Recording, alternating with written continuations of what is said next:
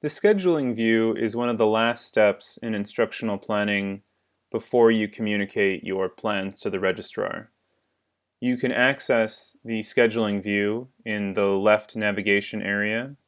You may have to scroll down and you'll see all the various terms that you're using. So there is a scheduling view for every term.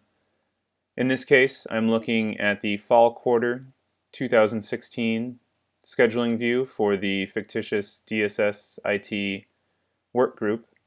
And you can see here the screen is made up of a list on the left side and a weekly calendar on the right side. Now, as of this video recording, IPA only supports plans in which the weeks are predictable, which is to say you do the same thing every week or every other week. If you have lectures or discussions that don't easily fall into that category, be sure to get in touch with us and we'll see what we can do. But to begin planning our activities, our specific lectures, discussions, lab, film viewing, etc., we need to start by simply selecting one of our course offerings. So I'm going to go ahead and click ECS 20-A, the A implying that it's the A sequence. And you'll see after a moment it loads the different sections here. It's got this all sections category, and then it has each section listed AO1, AO2, AO3, and AO4. You'll also notice here on the right side that it's filled in these sort of dashed temporary boxes. What this represents is the instructor that I've decided to have for this course, Christopher, is these are his unavailabilities for fall quarter 2016. So I'm going to try to ensure that the lecture activity does not fall within these time blocks. So it's very convenient that that's there.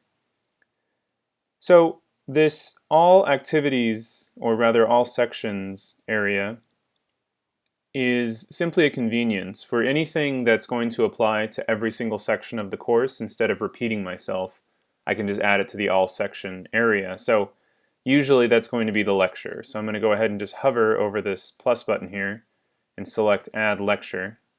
And after a moment, you'll see a lecture row appears here. And then I'm going to go to each of the AO1, AO2, AO3, AO4 and say Add Discussion. So this will just take me a few seconds. And we've laid out our activities for the 4 sections of ECS 20, the A sequence.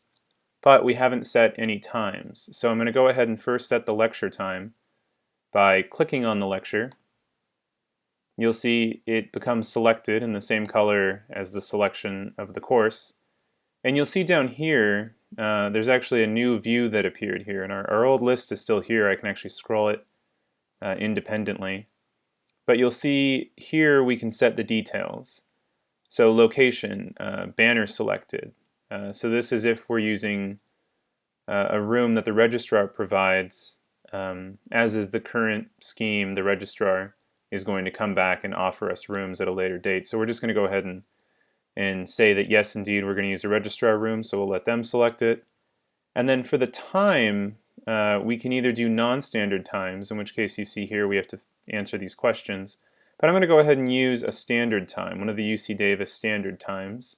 ECS 20, I'm going to say, is a 50-minute course. So when I select 50 minutes, you'll see that the possible date patterns appear here. And let's just do the good Monday, Wednesday, Friday, the old standard. And we'll do it, since the instructor is unavailable, 8 to 1. We'll set it to be at 2:10 to 3. So you'll see when I finally set enough information for IPA to render that on the calendar, it appears here on the calendar, which is very convenient. And I can go ahead and set the discussion times as well. We'll do a banner selected room. We'll put it at a standard time. We'll say it's 50 minutes, Tuesday, Thursday, and we'll throw it in the morning because the instructor won't have to be there. So you see it appears there on the calendar. And I could go through and do the same thing for the other sections, but I think you get the picture here. There are a couple more options that can be of help. If you're curious how ECS20 perhaps overlaps with another course, say ECS10, you can check this box over here next to ECS10, and that will bring in ECS10's activities, so that can help you, and of course you can uncheck it. You also have this filters drop down here, which has quite a few options in it. You can filter by custom location, so this is very helpful if you solely control a location and you're concerned that you don't overlap events. You can go ahead and filter to only show that location. You can also turn certain days on and off. Perhaps you have weekend activities, you'll have to turn that on. And we also have the tags over here. So if I've been tagging my courses, I could help simplify this view and look at, say, only one or two tags at a time.